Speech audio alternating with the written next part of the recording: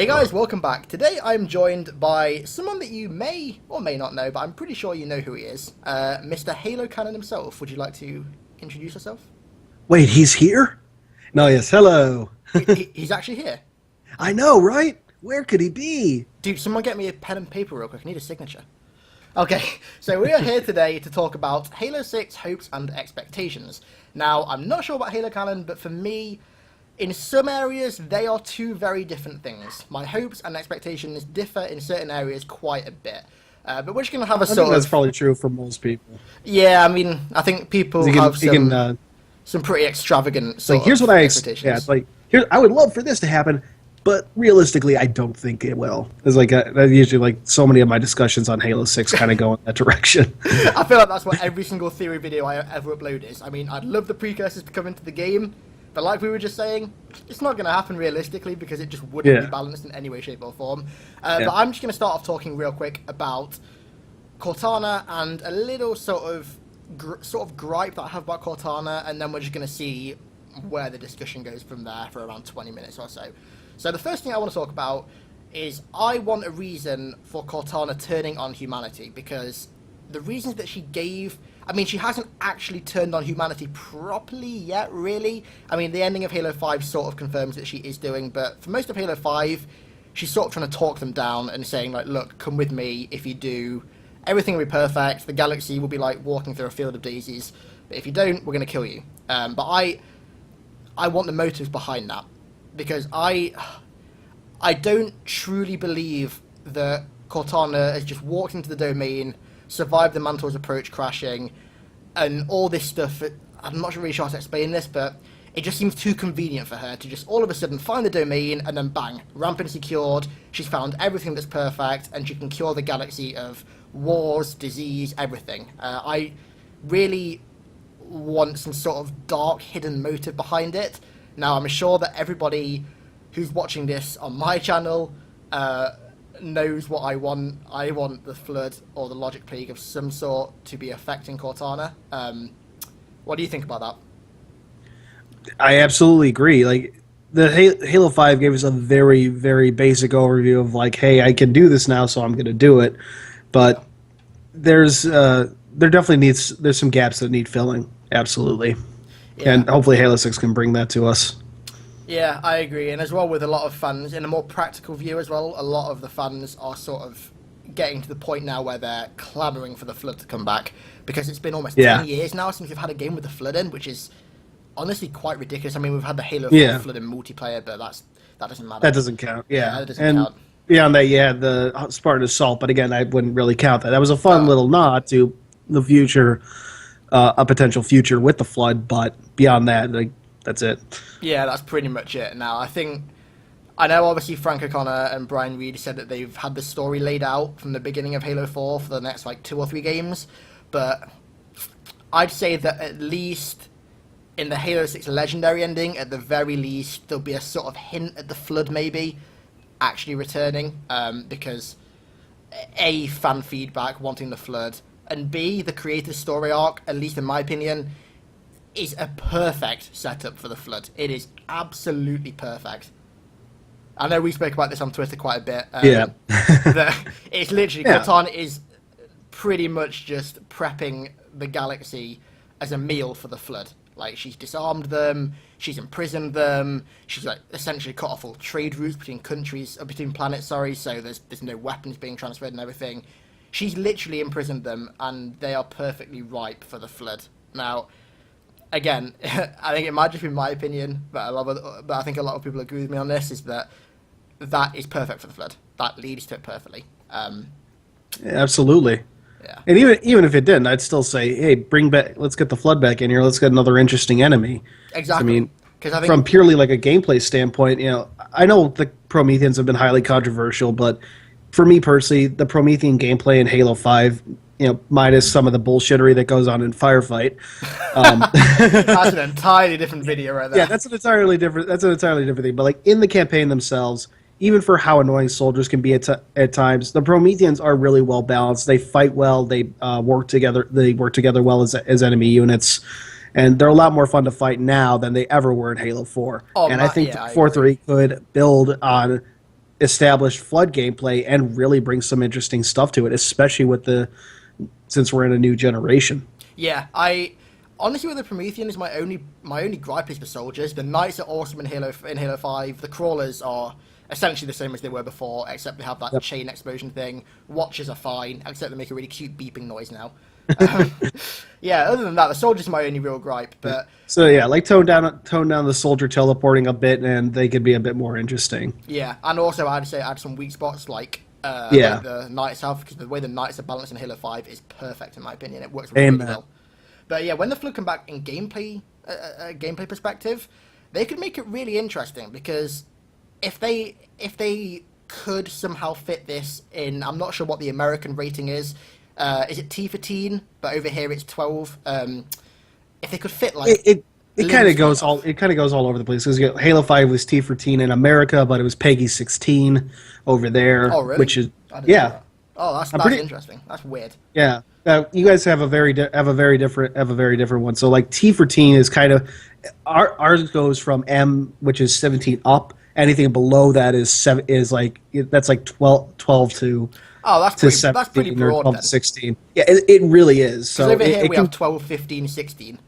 Yeah. So you guys have a much more specific one. Ours works for us, but it's so vague that like that's why there was that whole controversy with Halo 5 being rated T for teen, even though there's not a whole lot different. It's just really the removal of blood, because unfortunately there's not much blood, but that's literally it. Like, yeah, which I think might actually be like something they had to cut just to save on processing power. I've thought that as well, because when you think about it, in games like Halo 2 especially, there was a hell of a lot of blood in that. Like, you could instantly melee a grunt and cover walls in blue luminescent blood. Yeah. There was infinite amounts of it. But if they could fit it into a sort of rated T for teen game, I'd love them to bring back the ability to knock limbs off the Flood, but actually have it have gameplay effects. Like, I'd love to have to knock a leg off a Flood. Of like a combat form, and see it fall over and try and still crawl after you or something. Oh, or that would be fantastic. Yeah, or like knock the head off or something. I know obviously the infection form's in the chest, but knock the head off and see it sort of lose balance or something, because a lot of the weight on the top of its body starts to go. Stuff like that would be really interesting, and it would make the Flood a whole lot more interesting to fight, because whenever I see talk about the Flood on Reddit or Twitter, there's just one common denominator, and it's that people seem to think that the Flood were really boring to fight. I didn't see that personally, but I can see what people did. Yeah, I mean, by Halo 3, they kind of were, just because they fell apart so easily. The carrier forms. Well, I'm glad that they died. That like they took all the infection forms with them when you stuck them, became a lot less threatening. So by that time they were basically just clay, barely held together. So a couple quick melees and just. Yeah. Speaking of that as well. If the Flood do somehow come back in Halo 6, which is very unlikely, but we need more pure forms. Pure forms were an insanely good addition. And there was I had a very good discussion. This was years ago when we thought they would show up either at the end of Halo 4 or even in Halo 5. But the idea, one idea I had proposed, or I say proposed, but it was kind of like built upon by a few different people in the community, myself included, was essentially like a pure form that could. Absorb the biomass of its fellow fallen Flood. So if you're facing off this like mini boss and you start killing his minions, be them pure forms or combat forms, he would like start absorbing it and then just get more and more fierce like that. That's an awesome idea, actually. Yeah, so you sort of have it as well. So if they're weakened, they can run over like dead Flood bodies and sort of absorb them to build their biomass back up and get stronger. So really get some interesting pure forms in there, so they can feed off their fallen brethren to make them more dangerous in interesting ways. Yeah, because I feel like that really encapsulates what the Flood are. They are essentially a large collection of biomass, and to have each individual form have the ability to do that as well, it fits them really well. Yep. It does really fit them really well. Okay, moving away from the Flood, because that's all I seem to talk about on this channel. I want to more Flood. Oh my dude, I swear to God, I have an obsession with the Flood. A really weird, sick obsession with the Flood. But I have another thing I want to talk about as well, and it actually came up in one of my recent videos, and it sort of made me think, shit, I really shouldn't feel this way. And it's the fact that I have absolutely no doubt in my mind whatsoever that humanity will defeat the Created. I have no doubt in my mind at all. I know I could put my entire bank account on the fact right now that by the end of Halo 6 or Halo 7, we will have defeated Cortana and the Creative, and I don't like that. I really don't like that feeling that I can't exactly go into Halo 6 with a sort of feeling that Halo 3 gave me, like, humanity is backed up against the wall, it's literally do or die. Like, it doesn't, at least to me, it doesn't feel like that at all. I know for a fact we're going to defeat them. And I have one way that is going to be incredibly controversial, and people are either going to love it or hate it. So let me know in the comments down below what you think of this.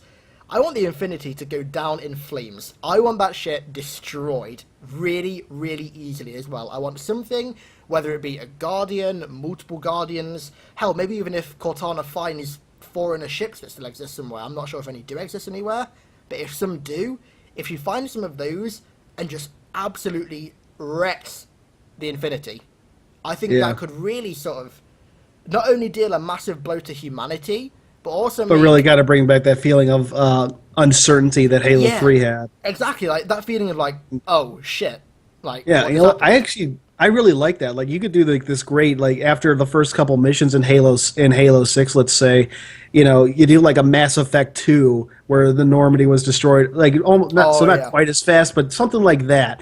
And you have to get off the ship, you have to try and save as many people, and then. God, I wouldn't want Tom Lasky to go down with the ship, but I can almost see him considering that.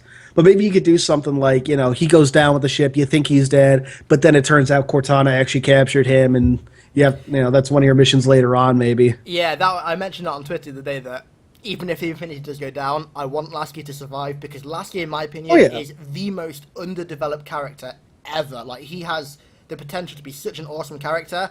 And absolutely, like he was really well serviced in Forward Unto Dawn, and even like in the Halo 2 Halo 4 mark, Halo 2. What? That's something I missed. Yep. Secret theory, guys. This Wednesday. But yeah, so like he definitely could stand some more. He got some good development, some decent development in Halo 4, and he almost got some okay development in Spartan, like in the Spartan specifically. But then it kind of went away in Escalation and never really went anywhere in Halo 5. Though to be fair, he was barely in it. I was gonna say in Halo 5, he's not even in it at all. Like a couple scenes, maybe 3 or 4 scenes. But again, the Infinity doesn't really play that much of a role at all in Halo 5. It really doesn't. At least in comparison to Halo 4, but I would agree with that. I want Lasky to survive, definitely, because he's such an underdeveloped character. He has so much more potential. But the Infinity, not only would it deal a massive blow to humanity in the games, but could you imagine actually seeing this capital ship that, as a player, seeing this capital ship that seems to be invincible, that in Spartan Ops literally, without even caring, went straight through a Covenant carrier without even giving a shit. Imagine seeing that falling, and imagine seeing the entire crew of that, I mean, this sounds really horrible, but die. I mean, it would really set the tone for what Halo 5 was supposed to be. I remember, I think it was Frank O'Connor saying that Halo 5 was supposed to be a really dark Halo. It would really set the tone for Halo 6 to be like that, because this ship that humanity is said to be literally this last hope, the last hope as well, is fucked. It's done. It's destroyed. Like, that would give me a feeling of, okay, right, we are backed up against the wall now. We are backed up against the wall big time here. That is, I know obviously Halo 6 is probably already written, but I mean, 343, if you're listening, take a hint. Yeah. Definitely. And another thing I want to talk about as well is Halo Wars 2, and whether that could or maybe will link into Halo 5, because I have a feeling that it could definitely, at least if it's only Atriox. I think Atriox, if nothing else, will play into Halo 6, given what we learned, was it SDCC recently? I think it was. Yeah. That he's pretty much going to survive Halo Wars 2, which I'm extremely happy about. He seems like a very interesting character. Probably the most interesting character 343 have actually introduced, to be honest. I think... Yeah. I mean, that's not a dig or anything, but I just genuinely think he's a really, really cool-looking character, because they've taken everything that the Brutes weren't and put that alongside what the Brutes were. So before, obviously, they were really strong, powerful, but they were really dumb. Now, obviously, we've got them this hyper-intelligent, but super strong, and even more stronger because he's augmented now. Yeah. This Brute that is sort of perfection, almost. But I think that could play really well into the Brutes returning in Halo 6 as a main enemy, maybe an ally. I'd say definitely an enemy though. Yeah. Definitely an enemy. Whether they'd side with the created or not, I seriously doubt Yeah. Atriox, from what we've learned so far, which admittedly isn't a whole lot, but I have doubts that he would want to side with the created.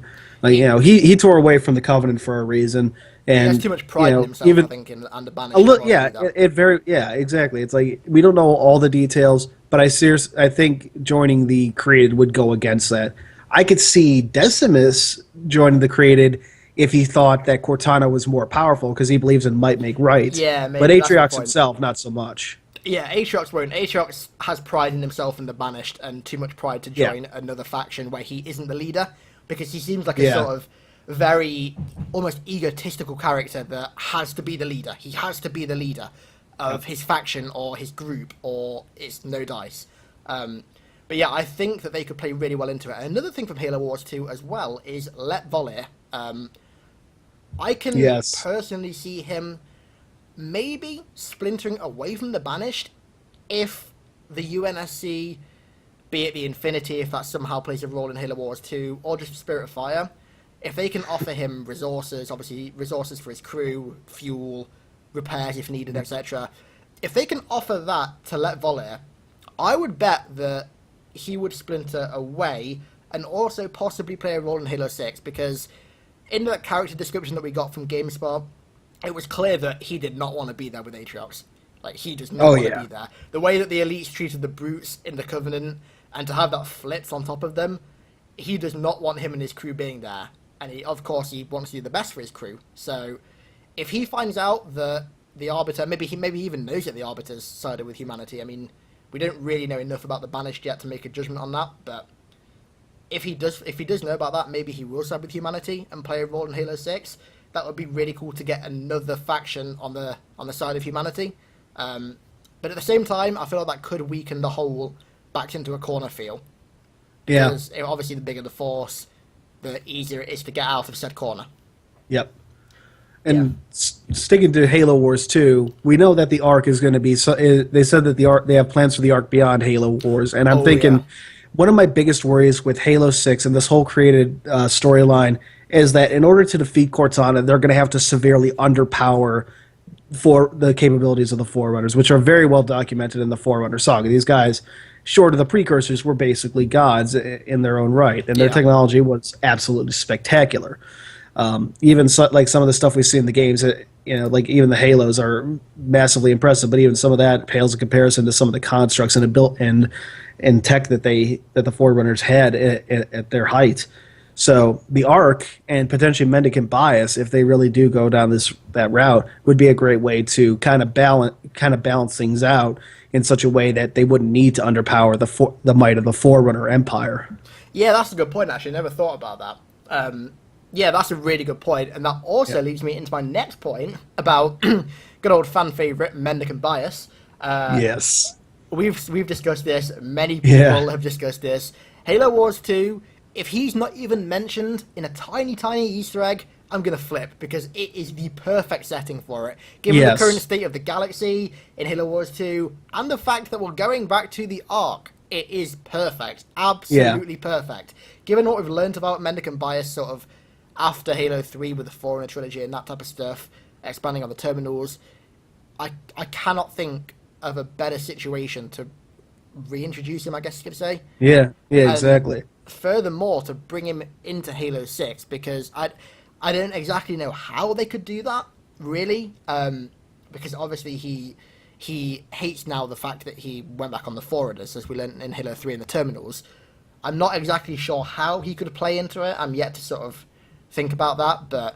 Well, I mean, he's a perfect foil to Cortana. Cortana has all this control because of the domain, but that was all programmed into Mendicant, so the Forerunner systems that are still out there would recognize his authority automatically. So that's true. So if he did happen to side with humanity for some reason that I'm not sure of yet, then he would have more control than Cortana. He would be able to control. Well, at the end of Halo 3, he was like saying, I once again turn on an old master so I can help you out, John. That's he's definitely allied with humanity, at least to a general degree. I never saw the correct way to interpret that, though, because I always saw that I thought that obviously because humanity and Forerunners at that time were very, very they were enemies, along with foreigners and the Flood being enemies. I was never sure if that meant that he was turning his back on the Flood to re-ally with the foreigners, or he was turning his back on the Flood to ally with humanity. I never. He was turning his back on the Flood to ally with humanity, because if you've ever heard Halo Rebirth, which is the epilogue to Halo Silentium, the Born Stellar Didact, or the ISO Didact, essentially tells him, it's like, you'll rest here until you're ready to help humanity. And just think about atonement. Until then, Silentium. Dun, dun, dun. Yes. More or less. I got to combine some stuff there. Yeah, it really is. Thinking about that actually, because I actually couldn't remember that at all. That's a good point, that he's technically sided with humanity now, so it would be very interesting to see a sort of. I know in the Fallen trilogy they described it as almost like a hyper game of chess between Offensive and Mendicant. To see something like that happen between Cortana and Mendicant would not only make the story great, but could you imagine a cinematic done by Blur with that? Man, that would be fantastic. Absolutely fantastic. Hell, even with the capabilities of the current engine and the current Xbox, for underpowered as it is, like Halo 5 had some fantastic skyboxes on Sung Helios. So even if they, I personally hope they stick entirely to in-game cinematics, because I just have a personal bias towards that. Much as I absolutely love Blur's work. But for shooters, I prefer the in-game stuff. But anyway, my point is, I think 343 can pull off something amazing too. Yeah, I agree. I feel like Blur Cinematic should stick to remasters, in my opinion. And RTSs. And RTSs, definitely, as well, because obviously you don't want the really low poly individual models in each cutscene now. The last thing I want to sort of talk about is Blue Team and Osiris and how they'll play into Halo 6, because again, that is a very controversial topic, because some people think they were really well done in Halo 5, some people think they were terribly done. I'm still on the fence, after obviously reading New Blood, Escalation, Hunters in the Dark, watching Nightfall.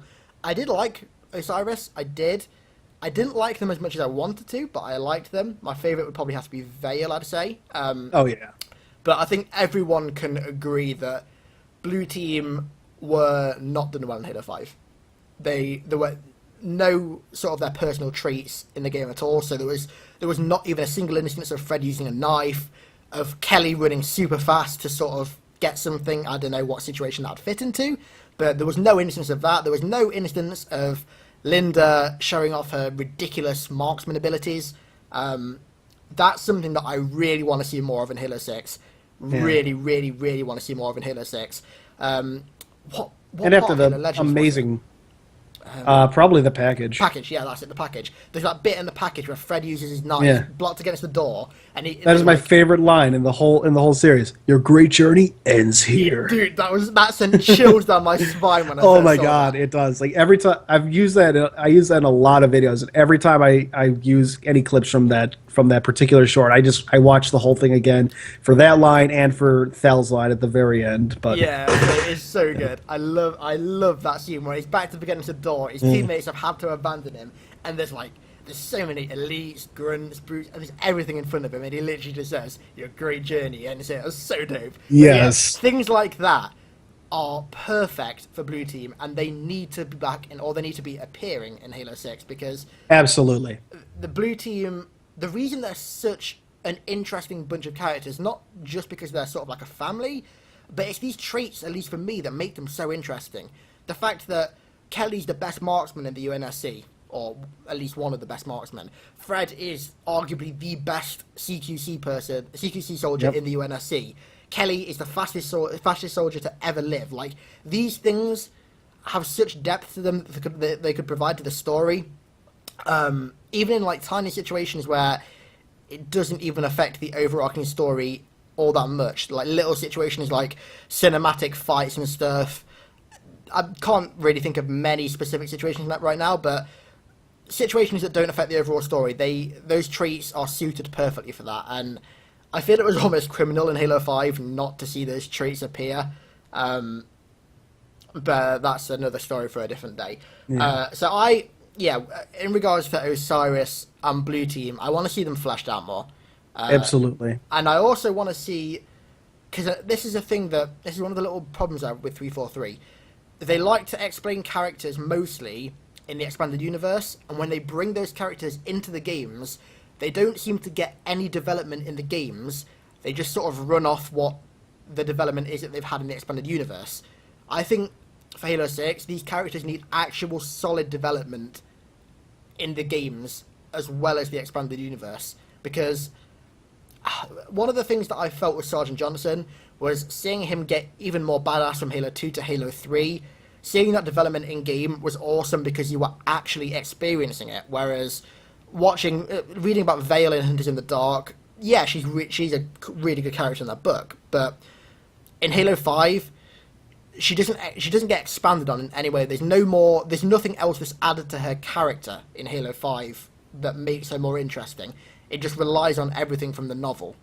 Anything you want to say about that? It might be a bit of a weird statement, yeah. But...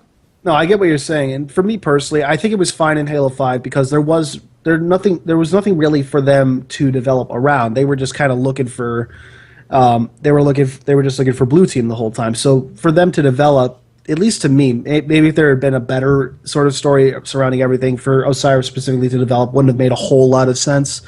But Halo 6, now that we're doing the created story, now there's time for some development. That's where it really should happen.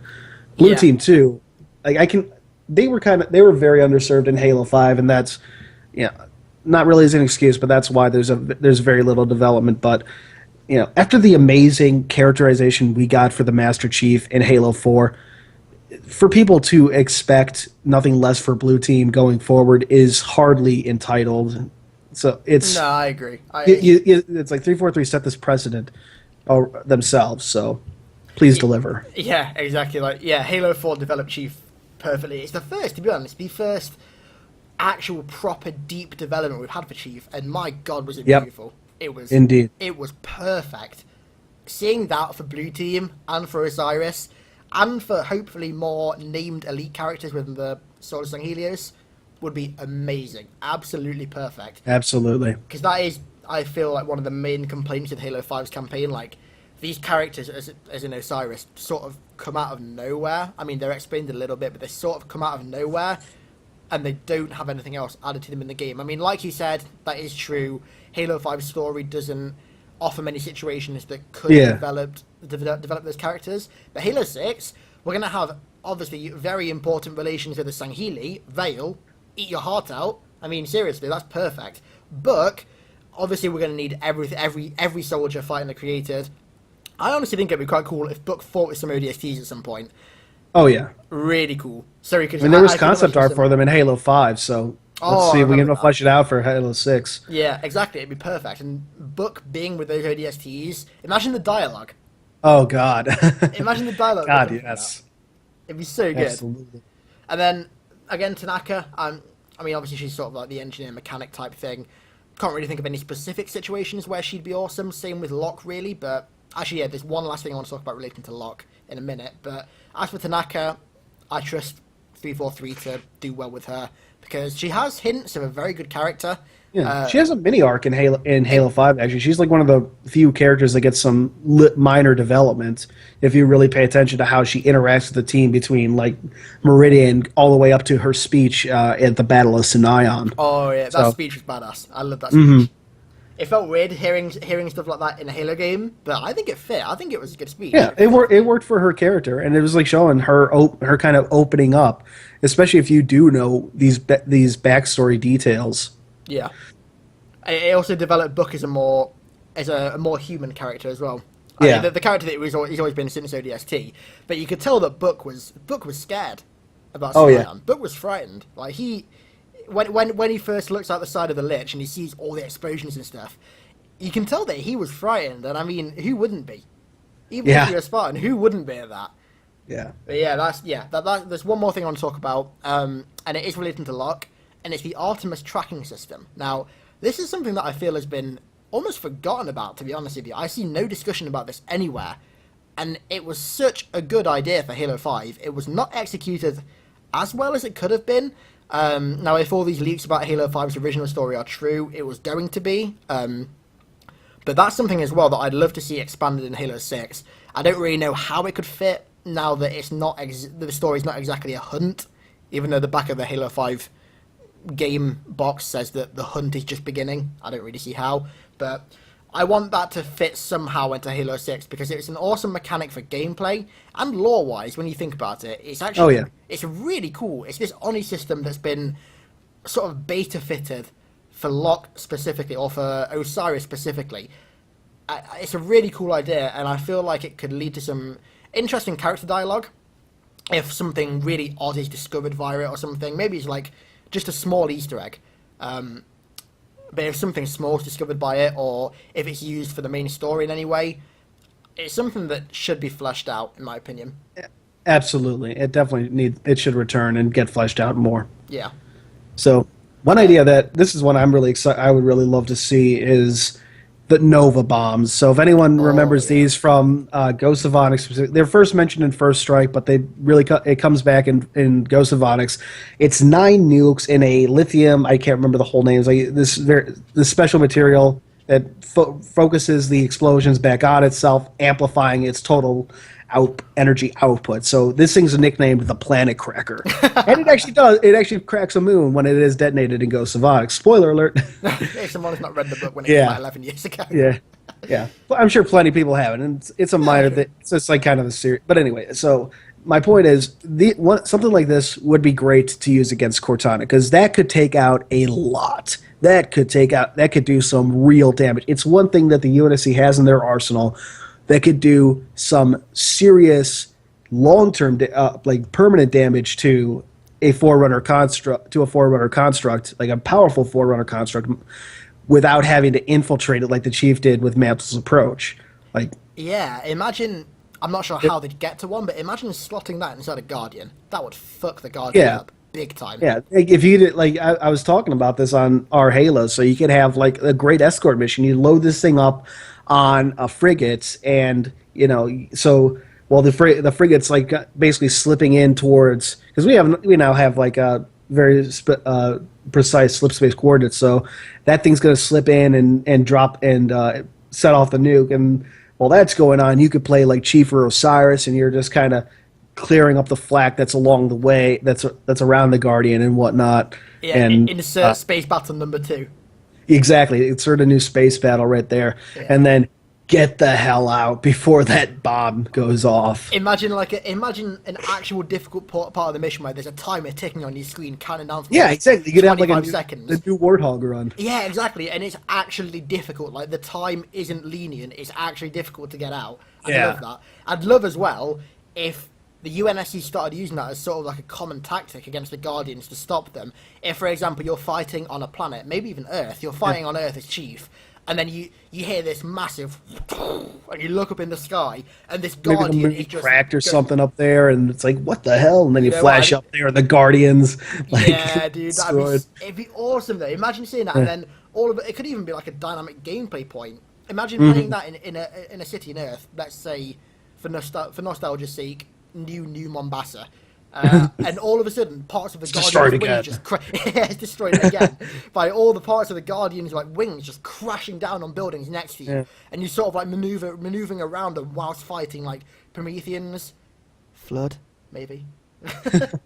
Not yes, Flood, but yeah, you know what I mean. Like it come crashing down around you, and then you sort of get this sense of, hang on, well, we might win this, and then a Nova bomb accidentally detonates inside the Infinity. Or you could have that. You could have that after the Infinity. So it's like the Infinity blows up early on, then later on you do the Nova thing, and that's like the renewal of the hope. Yeah, so like the last glint of light. Like, it's actually gonna happen. That'd be awesome. I'd love that idea. Yep. I would like to talk about Bastion, but I feel like I need to make a few theory videos about Bastion before we start discussing that, because I need to sort of formulate some actual opinions about it. So yeah.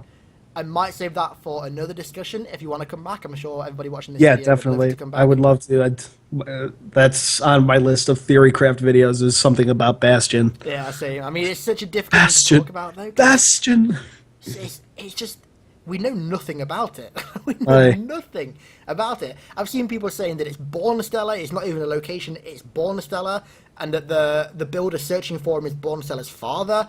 I've seen people saying that It's Onyx, or Trevelyan as it's now pronounced. Is it Trevelyan? Trevelyan? I can never pronounce it. Trevelyan. That. I can't pronounce that. Yeah. So I've seen people saying that it's pretty much anything. So yeah, save that for another discussion video, which will be a very interesting one. But I think you want to call it quits there. I think that's been. I think that's good. There's a lot more I think we could talk about, but to keep it short and concise, I think that's good right there. Halo 6 Hopes and Expectations featuring Halo Canon, Episode 2 coming soon. So yeah, yeah, this has been great. Thanks a lot for coming along, man. I really appreciate it. Thanks for having me. It's been a very interesting discussion. Hopefully not the first. We'll definitely do some more somewhere down the line. Oh, hopefully not the last. I think you mean.